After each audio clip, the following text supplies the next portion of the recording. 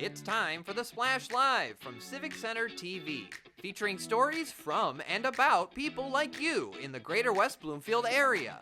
Simulcast on cable, 89.3 Lakes FM, social media, and the web.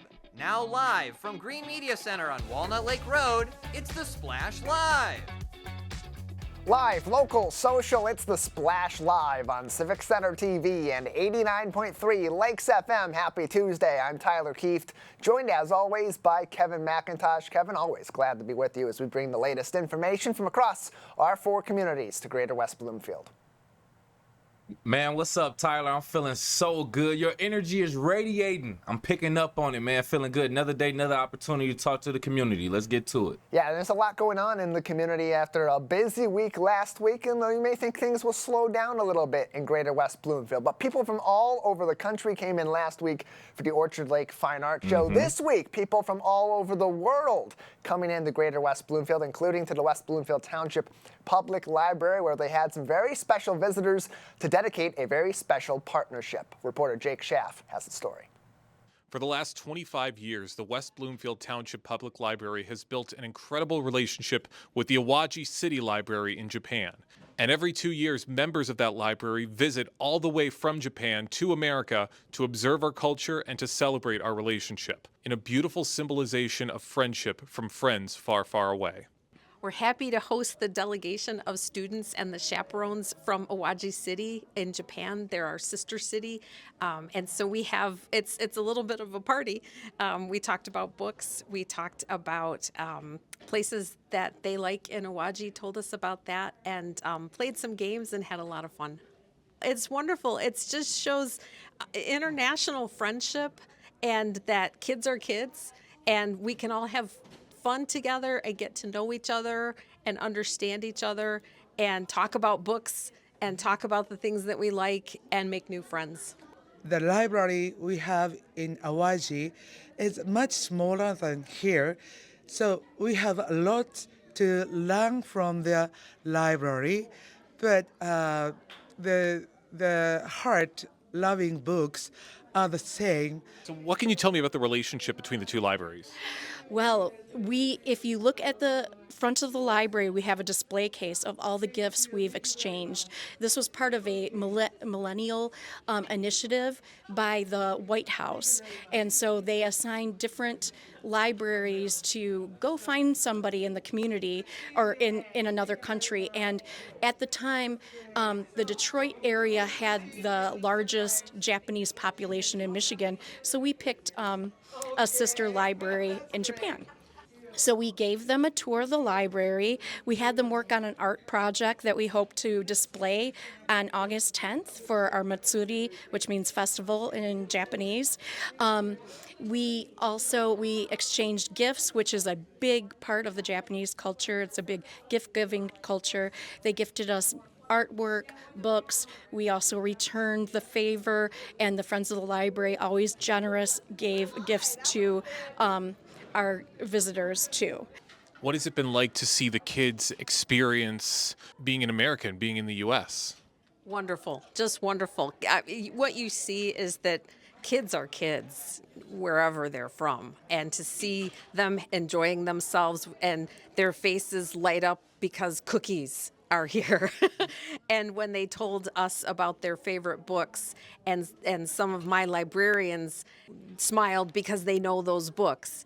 And just to see everybody having a really good time, and they got to show off their culture, we get to show off our culture, everybody has a great time. In the beginning, because this is their first time to USA, and in the beginning they were so nervous, and their English was so like Japanese accent, but spending many days in U.S., they're getting used to the English, to listen to the English, speaking English, and many of them said, I don't want to go home.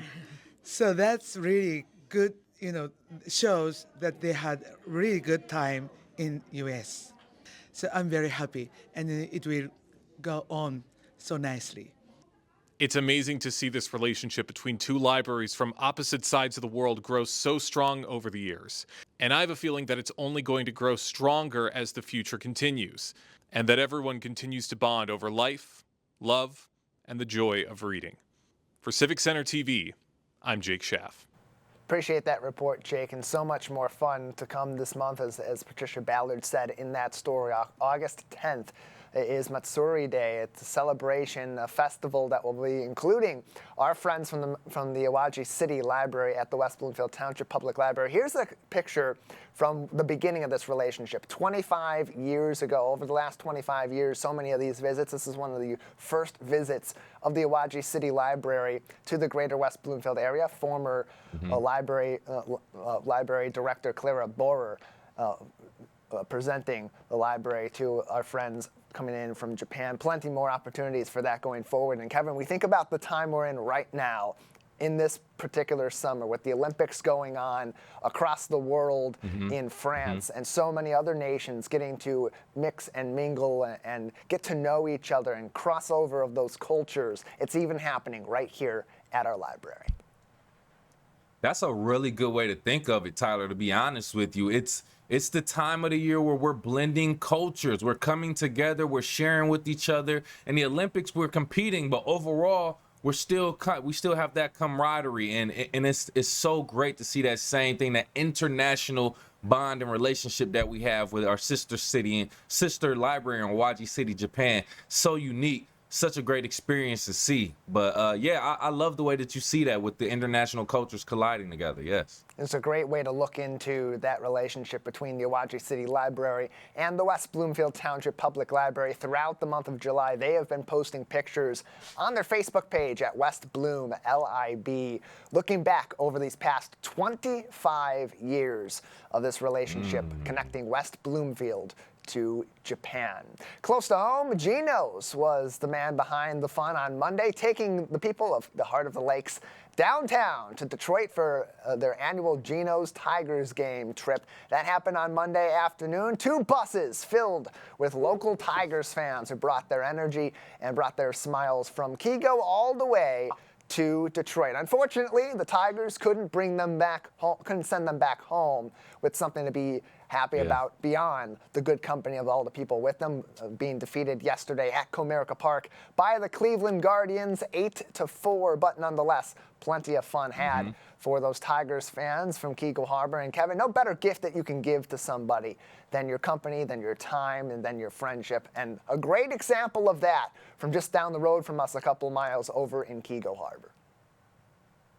Yes, actually, absolutely, Tyler. And that was, oh man, I'm so mad that I missed it. It seemed like such a great time right there, as a matter of fact. But, you know, it was overall a great thing that Geno's was putting on and bringing the community together, giving them an opportunity to have a designated driver, have a good time, go see a Tigers game and come back safely. So overall, the Tigers may have lost the game, but we won by having a good time with Geno's too. So great job with Geno's. Yeah, it's an annual trip that they organize every single year. People buy tickets in advance.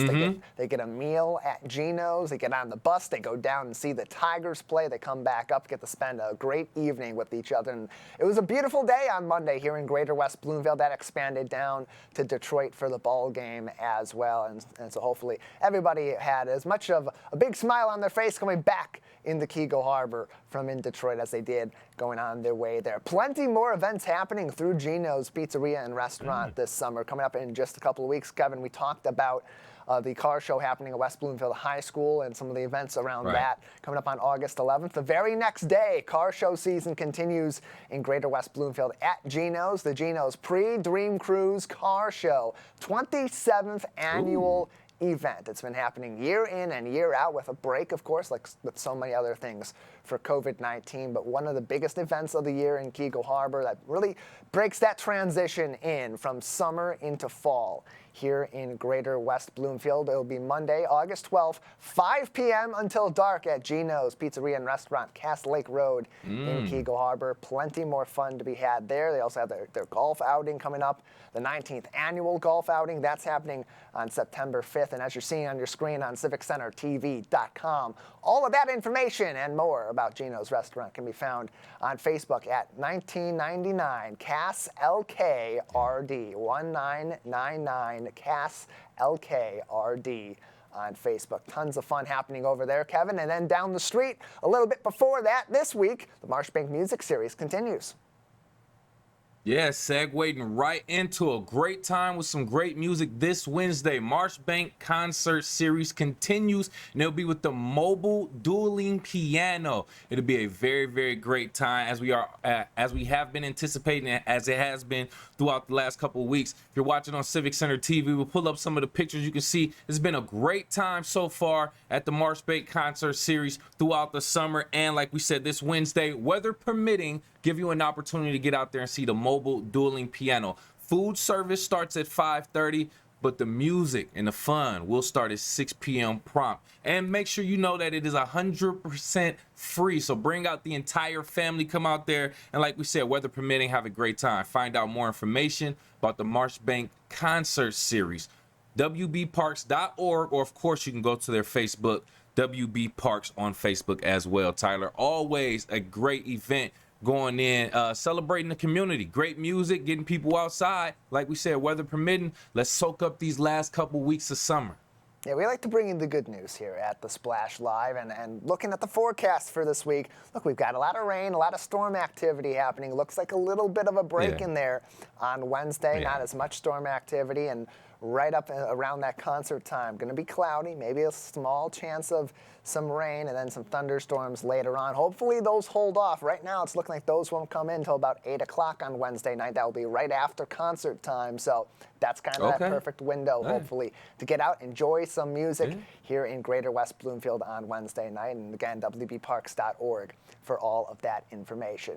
Kevin, Election Day is on its way, and Greater West Bloomfield has some pretty big decisions to make on local ballot proposals. Not only is this a primary election for many of those competitive seats coming up in the U.S. and the Michigan House of Representatives and the Senate and local elections and so on, there are also ballot proposals that are on this August 6th ballot could really reshape the outlook of our township in West Bloomfield in particular for years to come. One of the biggest things on this ballot is the bond proposal for West Bloomfield Parks. This is a 20-year, $25 million bond that would include a massive expansion of the Recreation Activity Center and additional parks improvements. There is an informational video provided by West Bloomfield Parks on their website, wbparks.org, that will provide all of that information.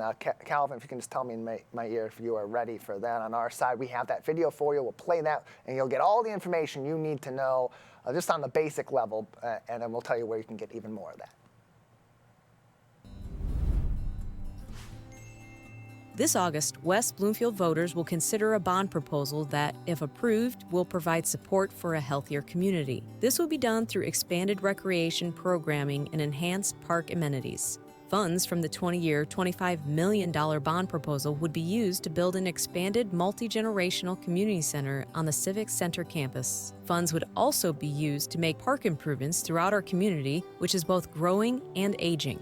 Since its inception in 1970, West Bloomfield Parks has doubled the number of residents it serves. 50% of the township's population is age 50 or older. Currently, West Bloomfield Parks leases a total of 9,000 square feet off-site for the Connect Senior Center. This is not enough to meet current demand. As the township's population continues to age, the need for senior services is expected to increase. Building a new Connect Community Center on the Civic Center campus will give seniors a permanent, dedicated space. It also will allow for expanded programming for all ages. The new 33,000 square foot facility would feature dedicated lounge space for seniors. The new center also would offer a wide variety of recreation programs, expanded nature education offerings, rentable meeting and event space options, a gymnasium, and more. Through this bond, West Bloomfield Parks will also make park improvements. These include new playgrounds at Bloomer, Marshbank, and Pine Lake Parks. paved walking trail replacements at Marshbank Park, and an expanded pickleball complex at Drake Sports Park. West Bloomfield voters will consider this bond proposal on the August 6th ballot. If approved, the bond will be assessed for 20 years starting in 2025. A resident whose home has a taxable value of $100,000 will be assessed approximately $35 annually. Through this bond, West Bloomfield Parks will build an expanded multi-generational Connect Community Center and improve parks to meet our community's needs. More information on the bond proposal is available at wbparks.org/bond.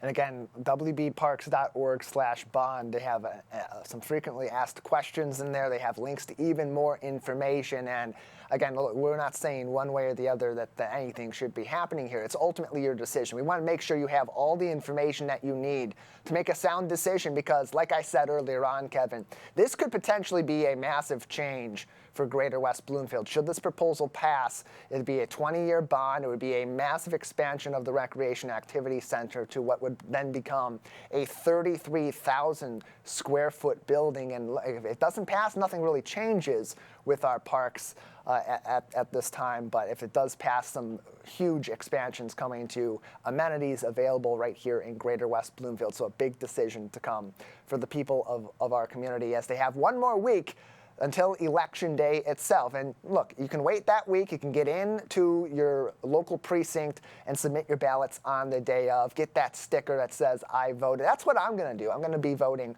in person on the day of the election. It's just how I like to do it. But some people like to get their votes in early, get it out of the way, not have to deal with it being part of their busy schedule during the work week. Early voting is open here in Greater West Bloomfield and across Oakland County. And there are two places that you can go to get your votes in early and get that all out of the way. It's a one-stop shop here in Greater West Bloomfield. All four of our communities have their early voting center locally at the West Bloomfield Township Public Library, 4600 Walnut Lake Road at the West Bloomfield Town Hall campus. Here's a photo that I took yesterday morning, just outside as people were starting to file in for the day to get those votes in. Early voting in person began last weekend. It's going to run into as always, it begins 9 days before Election Day proper. So you can either go to the West Bloomfield Township Public Library or you can also go to the Oakland County Early Voting Center. That is located at Waterford Oaks Activity Center, 2800 Watkins Lake Road. And there's a lot of information out there about early voting, about absentee voting that began 40 days before the election upcoming, and of course what you need to know for voting in person. A really great way to learn about that is to go to facebook.com/oakgov. There's an article on there from the Oakland County blog that goes into even more details about all these different ways that people can vote. And Kevin, an important thing for people to know as they get ready for this major primary coming up that's going to have a lot of local ballot initiatives on it. A lot of local seating is going to be determined by it for local positions. And that is really important as we approach the November general election with the presidential election. Then we want to keep thinking about the local elections now.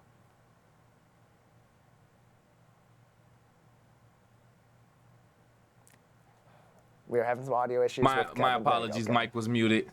My apologies. Yes, but those are the most important elections to our direct community, the ones that are local, the ones that directly affect us and give us the opportunity to actually vote for the people who make the decisions that affect us. So great that we had the opportunity to put that message out there and put that information out there. And there's another perspective of it that we also have to consider with these local elections. It's the work that goes into it from the election workers as well. So we're actually being joined right now on the Splash Live by a local election worker. We have Lindsay Goralczyk on the Splash Live to talk a little bit more about the work that it takes. And first, Lindsay, can you just describe the training process that it's like for our election workers leading up to this actual day?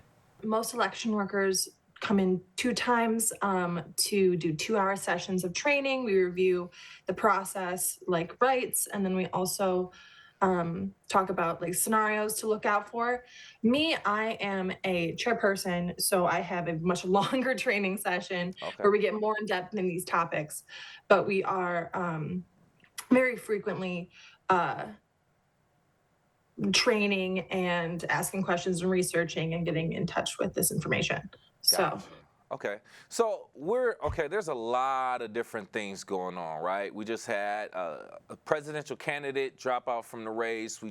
We're getting a lot of emotions get flared up with what's going on in the elections and how the candidates are, being looked at and perceived. So in that case, there's a lot of things even happening at the polls when people are going to make their votes. So are there any certain security measures being put in place to ensure the integrity of the voting process?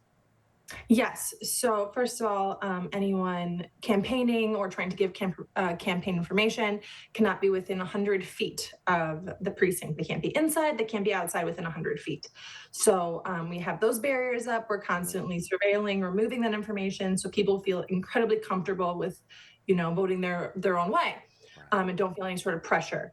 That being said, you also can't wear any election memorabilia. So we'll have you either switch your shirt inside out or put a jacket over it. But we're really trained to de-escalate situations. We don't have security on premises because some people feel uncomfortable around security. So it's a very calm environment, a very relaxing environment. So I had no idea about that. I guess I didn't necessarily think about that. You would think having security there would make people feel safe, but not thinking that some people could feel unsafe or, just maybe anxious or whatever the case may be, just being around security. So I can see both sides of it. But join us right here, election worker Lindsay Goralzik. Excuse me if I'm saying your name wrong, if I butchered your name. But join us just talking about the perspective of an election worker as she prepares for our upcoming election day. Now, let's just say we're expecting a huge turnout, more than usual. How is that going to be handled as opposed to, a slower voter turnout? So we had a situation like this many years ago where we ran out of ballots. And what we ended up having to do is print ballots from the e-reader printer. That was a really long and tedious process. So a lot of people still had the chance to vote, but it did keep us there a lot later and those voters a lot later. Now we've learned from our mistakes and we already pre-printed a ton of ballots. So you'll see there'll be plenty of ballots. So that won't happen again. But we still have that option, and we even got more of those also, so that if anything does happen, we'll be completely taken care of. Yeah, I understand that. Yeah, because I can imagine going to vote and then they say they ran out of ballots. But like you say, since you experienced that, you learn how to kind of deal with that going forward from there. I want to kind of go back. Let's focus on you and your story. What ultimately made you want to even be involved in the election? My father got me involved right out of high school. He has been a teacher his entire life. So and also a social studies teacher. So he is very educated on the importance of government and elections. So he implored that on me, made me start doing it with him. He even is in my precinct this year. So I'll be his boss, which is really sweet. Oh, wow. Yeah, so we work together and it is a fun little day. And he is incredibly supportive of me and my growth too. So that's really wonderful. And it's just also a bonding experience for us. My brother has done it with us. My mom has done it with us. So sometimes we'll come to an election and it's all the girl checks. Nice. I love to see that was taught at an early age for you from your own parents to kind of get involved. Learn the election process also. Learn about voting and our system and our things of that nature. That's a great perspective and a great way to kind of get involved with that also. What role do you see community organizations playing in our local election process? They are. First of all, we can't even have elections without community involvement. All of the buildings we use are either government buildings or community buildings for different religions or different social clubs.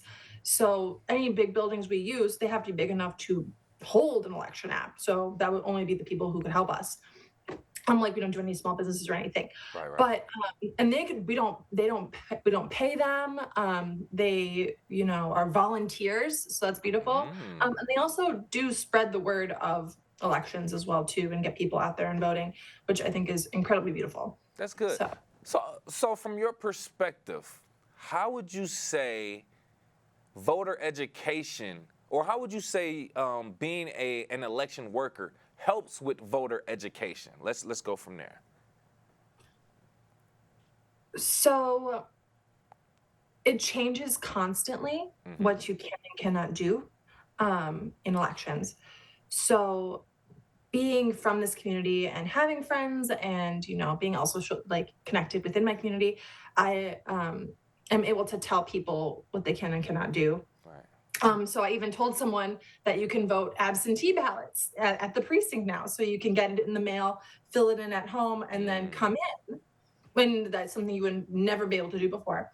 And that just wasn't told to enough people. So it's really powerful that, being in connection with the community and word of mouth can be so educational. Yes, and absolutely. And then as an election worker, you can spread that information to your relatives, your friends, and things of that nature who may not know too much about it, may have certain questions too. You're also a resource for your family and friends. So I completely understand that. Don't want to hold you up too much more, Lindsay. Last question though, what are your expectations for Election Day? How do you plan to handle everything that's expected? It is going to be a lot of people.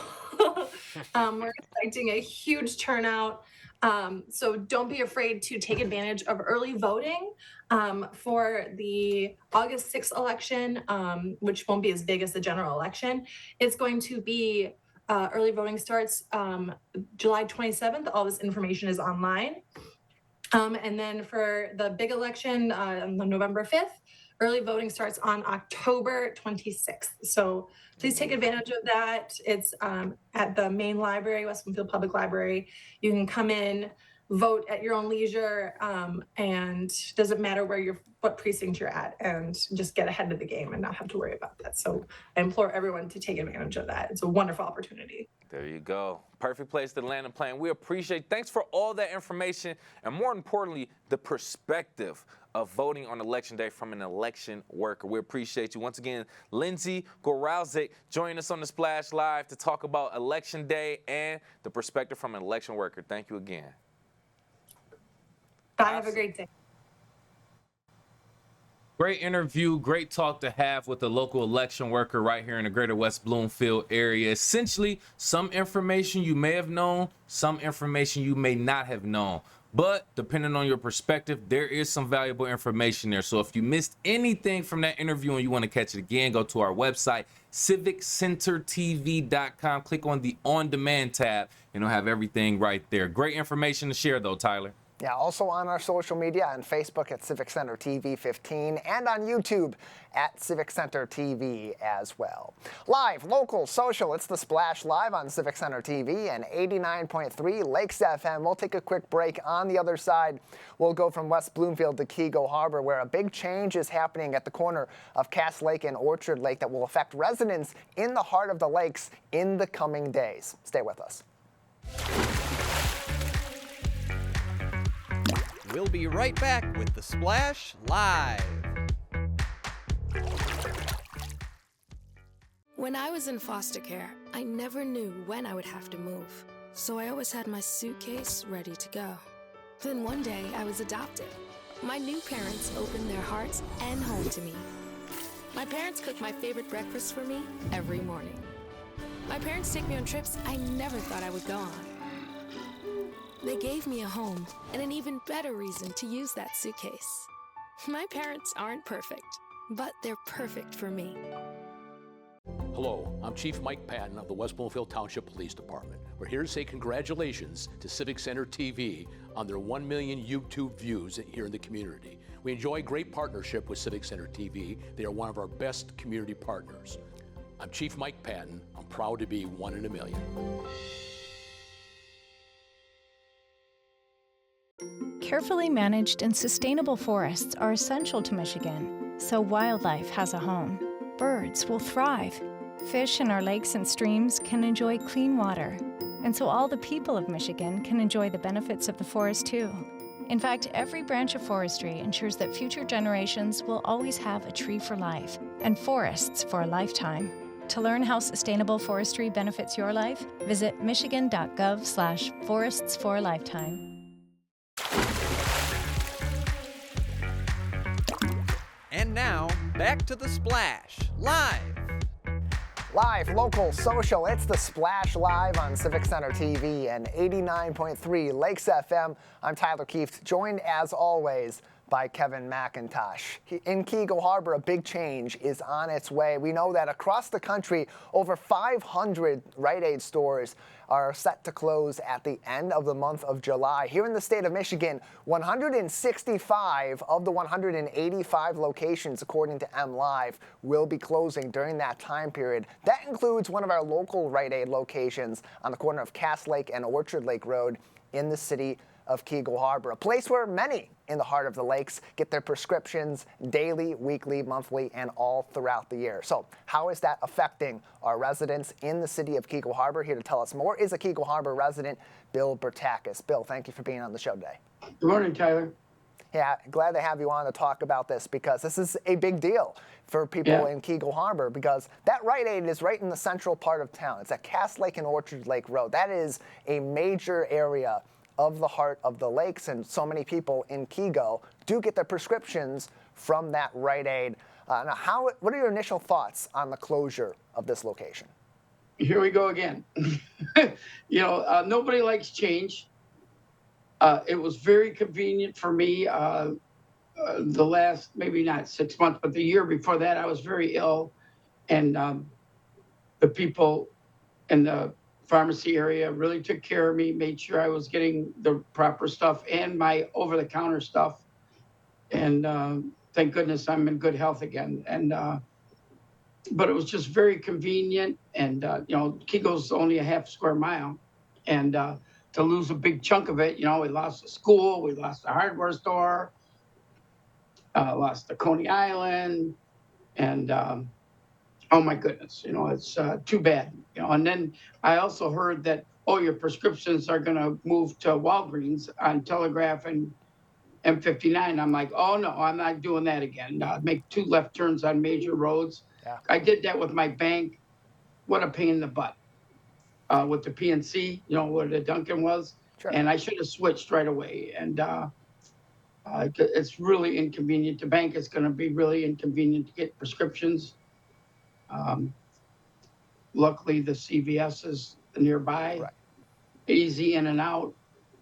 I went there just to check them out, to sign up, and like the staff.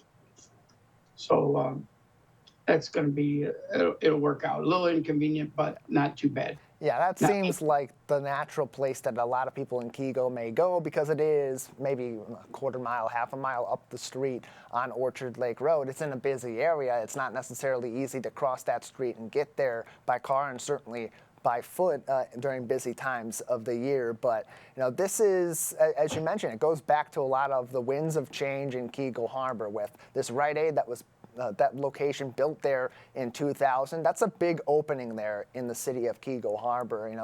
What sort of chatter has there been between yourself and other residents about what maybe they would like to see go in there now that that's going to be an open spot? Well, the cool thing about it, I remember the builder, Al Mansour, he talked, instead of making it look like the standard Rite Aid with the blue and stuff, he made it out of the brick. It was the first one to have that look. And every new store went up wanted that look, and the city council and the residents were really happy the architecture of it, And I'm not sure what's going to go in there. I went up and down Orchard Lake Road last week from Home Depot to Commerce, and I counted 39 businesses closed. And and it's hard to get something to eat after 9 o'clock, and Sunday and Monday, forget it. Trying to get something to eat, and it's just tougher and tougher. And a lot of people have their life depending on their prescriptions here. I know how they feel, and I don't know. You had a good staff there. I hate to lose them. That's terrible.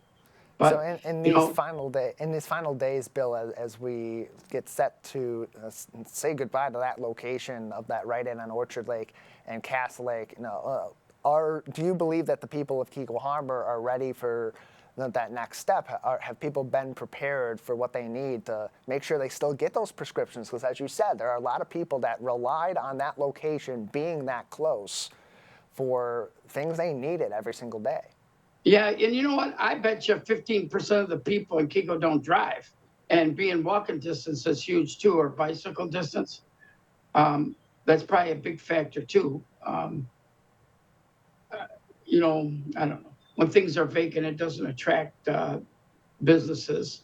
You know, the one thing too I've noticed, like I have neighbors that have a store in Grosse Pointe, and they have 18 blocks of residents.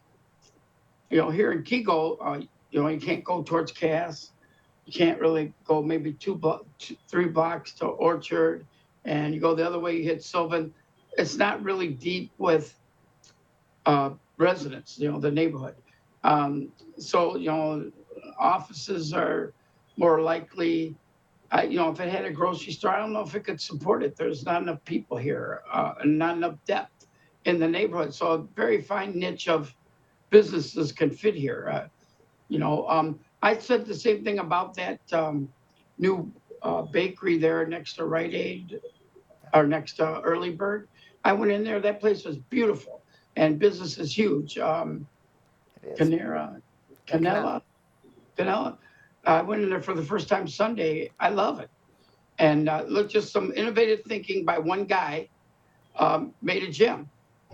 So, you know, maybe one guy with some good background can do something with it. You know, nobody wants vacant buildings. And we've seen that time and time again in the city of Keego Harbor and in the greater West Bloomfield area. Someone has an idea, they have a vision for a place that's important to people or a place that's interesting to people in our community, and it takes them that step forward. And we have a great business community here in the greater West Bloomfield area, and that includes in Keego Harbor. I mean, just earlier on this week, the Geno's Tigers trip happen, and we have the Geno's Car Show coming up. You know, we have great support from B1 and from Jaybird and so many other businesses. So hopefully that's what we'll see more of in the future. Bill, any lasting thoughts on this, as this is a big change in the community and will start affecting residents here in the coming days?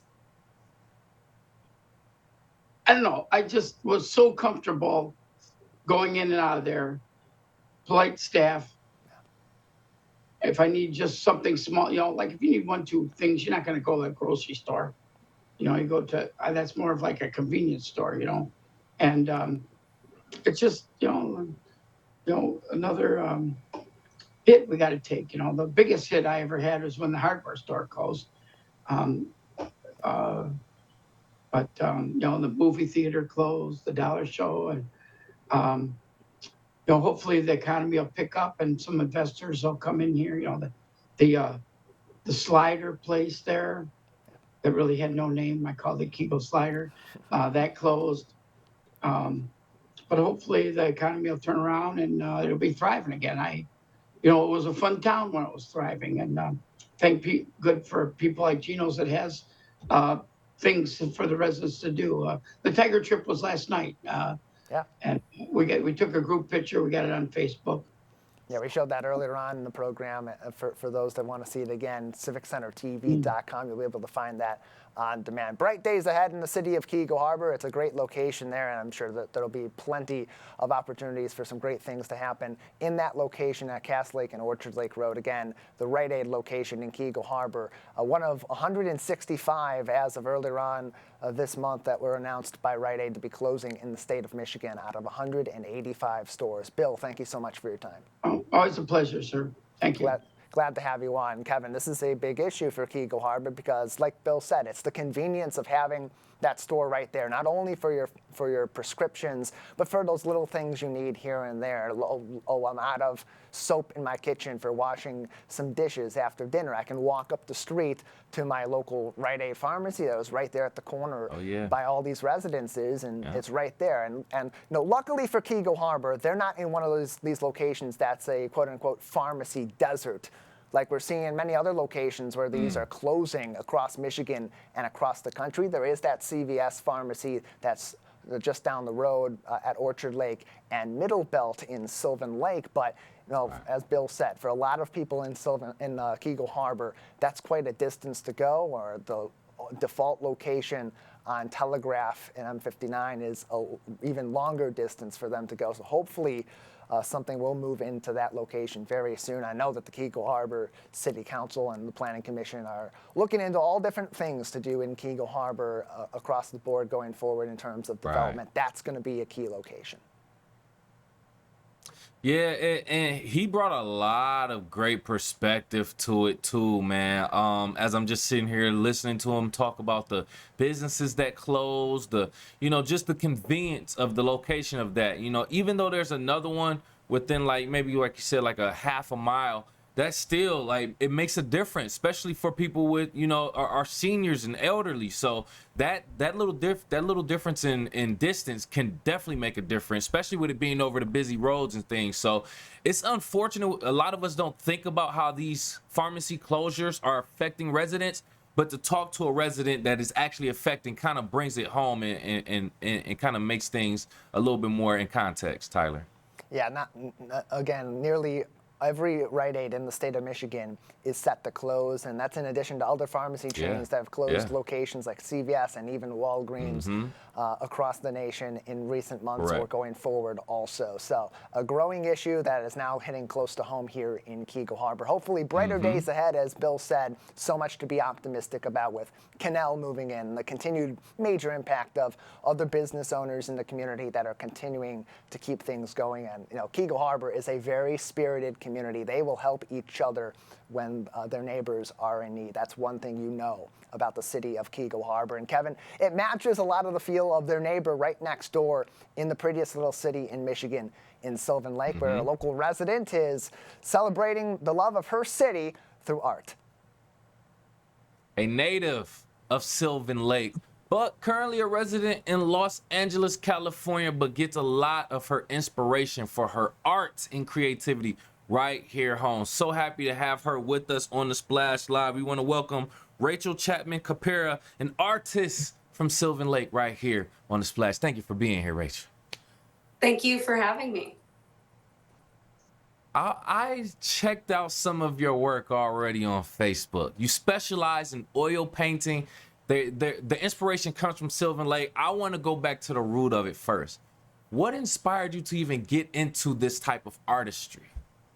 My grandmother, Ingeborg Chapman, is and was a painter. And I watched her try to paint Sylvan Lake when I was a little girl. This is where I grew up. And she would paint it and then rinse away all of the colors because she couldn't get the color right because the sky over Sylvan Lake continues to change. And it was very hard to capture the beauty. Oh, wow. That's a very, very interesting story. So that alone, you watching that process of her trying to capture the perfect image of Sylvan Lake, that kind of inspired you to kind of get into it. Now, can you just get into, just describe your creative process when you are getting into creating these works of art? Well, I come home, first of all, I'm in LA and I miss Sylvan and I miss the Sylvan Lake summer all year round. And the summer rejuvenates me. So I come home and I spend time here with my kids. And then I have these moments of wonder and awe with the light is hitting the water in a certain way. And I photograph like crazy. It's like I go painting hunting and I have just hundreds and hundreds and thousands of pictures. And then I really mark the images that are that leave me radically curious about what makes it so beautiful. And then I set up my paints and I have that image on my iPad and I try to translate it as best as I can with the colors that I have. Oh, okay. Wow. Okay. Now, you just made me think of some stuff. So I want to just make some clarity. Are you painting on your iPad or you're taking an image from your iPad and you're painting from that? I am looking at my iPad, but I'm not painting on my iPad. These are oil paintings. So right. I just want to make sure. Yeah, It's a reference photo. Yeah, I know they have like some type of app that you can probably do oil painting, but I just want to make that sure. So you're taking the photo from your iPad and then you're painting on an actual canvas with your oil painting, correct? Yes, correct. There we go.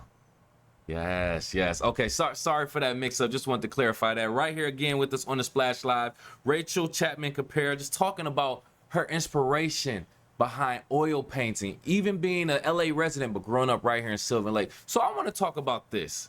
LA, from our perspective, there's nice, beautiful sunshine and there's water right there too. I feel like you can get almost the same image there that you can get here. So let's just talk about it from your angle. Why is Sylvan Lake's image and imagery and aesthetics way more special, even though you're from here, than a place like LA? Well, I don't think we have the trees, these amazing oak trees in Los Angeles that kind of dance across the sky. They create these reflections. And the sunsets in Los Angeles are nowhere near as beautiful as the sunsets in Sylvan Lake. The way the water and the moisture behaves and the clouds and the storms, the way that the clouds bounce off of into the lake and creates this mirror effect. How you'll see boats. So like a boat right there is like a metaphor for us trying to come together as a community and make the most out of this finite time that we have. I feel like in LA, we have sun all the time. But here in Michigan and in Sylvan Lake, we treasure these rare, beautiful, awe-inspiring sunsets. And they catch us to freeze. LA, we have it all the time. So I feel like in Sylvan and Michigan, we're more aware of how finite time is. It's our most valuable commodity, and we only have these sunsets for such a brief amount at time, and then they're gone. And then we have winter. We don't have winter. We don't have to wait. And there's beauty in anticipation, and there's beauty in contrast, and there's beauty in the loss of summer. Yeah. See, you laid it out. I couldn't have said it any better, but it's coming from you, an artist's perspective.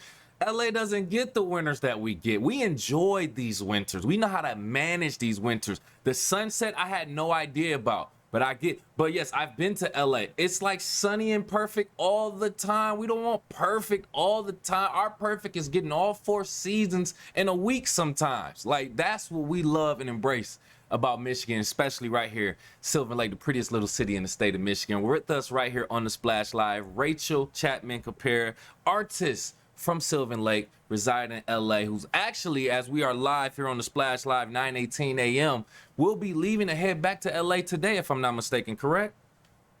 Yes, I'm going back this evening, and it's so sad for me. And I actually went out on the paddleboard this morning trying to get some photos to take with me to LA. I already have tons, but it was gray and stormy, and it was almost like time was pushing me back to LA. And I was like, I guess summer's over, right? But I will paint through the winter, and that's gonna get me through. And then I'll be back here, and I'll have some new work to share. And I just love sharing the paintings with the community here. It's just really blossomed, even more so when I was a kid. So I'm so excited to paint more this winter in LA. I'm curious to know, since you grew up here in Sylvan Lake, and you've been making your runs back and forth, there has been sort of an evolution of our community throughout the years. So can you talk about how seeing the evolution or the change in Sylvan Lake or the surrounding areas has also possibly changed your artwork or your inspiration? Sure. Kelly Krause, who lives down the street from where my dad lives on Lakeview, started a huge movement to create community in Sylvan Lake. And it feels like such a celebration of each other and people. And she brings musicians in. So she does this summer Sylvan Sunset concert series. And it's a celebration of what we have here. Now, it felt much more like a secret. Before the internet, before AOL dial-up, no one really knew what was down here off of Orchard Lake. but now the secret's out and we come together and we celebrate that we live in the prettiest little city. I love that. I love that. Yeah, and that was a huge difference, especially for smaller communities like our own. That's a good way of thinking of it, because that helps us get the word out and brings other people from other places around the world to places, you know, right here, like the Orchard Lake Fine Arts Show and just other places. But I want to kind of get back to you. I'm looking at some of your artwork. I miss Sylvan and some of the other things. It's so beautiful, but I know that you're trying to also get some of this off before you leave for LA. So can you just talk about some of the artwork that you have available and where people can possibly go to view and or purchase your artwork? Sure. I mean, this right here is a painting of one of the concerts from last year, and it's currently in Los Angeles. So if you reach out to me on Facebook or Instagram at Rachel Copera Art, I can ship it. I have painted a lot of these bridge paintings for residents, or I have prints available and cards. And for me, like, this is a way I want people to have paintings like this so they can hold on to like innocence and childhood and these like rare like celebratory moments. Because for me, since I grew up here, Sylvan Lake, you know, represents childhood. So yeah, just reach out to me and I'm happy to give you the gift of this amazing beauty. And this amazing like bridge metaphor that to me represents innocence. The Sylvan Bridge is very, very iconic. And so many of us remember biking over. And I want to give that gift to people to see and think like an artist. So please reach out. We love that. We love that. Any parting words or messages for the community before we let you go and you head back to sunny LA? I just want everyone to know that you can just think like an artist. You don't have to necessarily lift a brush. And I just want to empower people to really stop and take in the beauty of our community. I feel like that's an act of self-care. I also believe that I'm an art teacher. I believe anyone can learn how to paint. I challenge you to take photos and then look out, study, follow amazing YouTubers. I follow Paint Coach on YouTube. He's just a great way to self-teach yourself. And yeah, it doesn't just need to be me that captures the beauty. See it, love it, share it with each other, and just continue to celebrate the rare beauty that we have in Sylvan. Rachel, I don't know how powerful you know what you said. You said something like loving the community is an act of self-care. That's a bar right there. Please, thank you everyone for watching this. And Rachel, we appreciate your time. And for our listeners on 89.3, the painting she was referring to, you can watch on civiccentertv.com. But thank you again, Rachel Copera. Thank you, artist from Sylvan Lake, resident in LA, actually giving us her time to talk about her inspiration behind her oil paintings. We appreciate your time again. Thank you. I appreciate you. Thank you for having me. No, absolutely. Tyler, what a great talk that was. And, you know, I love the fact that she said you don't have to be an artist, but she wants you to think like an artist, which is more of a free, expressive, kind of like find a way to express yourself type of thing. And I can get behind that 100%. So great information and a great way that she's expressing herself and Sylvan Lake through her art. Yeah, it's about taking an appreciation of your community and the beauty in the world around you. The thinking like an artist, as Rachel had said, is being open to take a moment to step back, maybe take a breath or two, and just enjoy what's right in front of you, which can be relaxing, especially when we're in a beautiful time of the year in our community with all the nature, with the lakes, with all the other fun that's happening across our 4 communities. That's good advice, not only for people in the city of Sylvan Lake, but also for those all across our local area here in the greater West Bloomfield community. Really good advice from Rachel Copera, who's joining us as she heads out of town and hopefully has a safe trip home, and hopefully we'll see her again very soon right here in the prettiest little city in Michigan. Kevin, a lot of people are talking about fun stuff happening in our community, including pickleball growing as a big sport in our community. And Pickle Rage has been open now for a couple of weeks here in the greater West Bloomfield area, but free play at the new Pickle Rage location is coming to a close actually in just a little bit over 24 hours. July 31st, the last day of free play before you got to start paying to play at Pickle Rage as August comes in. That free play ending on July 31st. You can still sign up right now for any open times that are available as we're taking a look at some pictures on civiccentertv.com of some of the first people getting on the courts there over at Pickle Rage on Orchard Lake Road. That is in West Bloomfield, where that's currently open. They're also going to have a celebration this weekend, to a grand opening, so to speak, to welcome people into this new location in our community, a new hub for pickleball. That's going to be on August 3rd. That's Saturday from 11 a.m. until 4 p.m. in the Gateway Center on Orchard Lake Road, where Pickle Rage is located. That's the old Steinmart location up there by the Whole Foods and the roundabout in the Leos. That's up there as well if you're wondering for some landmarks that are nearby. That's the location. Saturday morning. You can find more information on picklerage.com or on their Facebook page at Pickle Rage West Bloomfield. Kevin, a really fun place for people to go and maybe explore. A place to play this game they love in the cooler months of the year after they maybe get back indoors from spending their summers in Drake Sports Park, or for Sylvan Lake residents out at the community center where they're allowed to play also. So new opportunities for fun in West Bloomfield.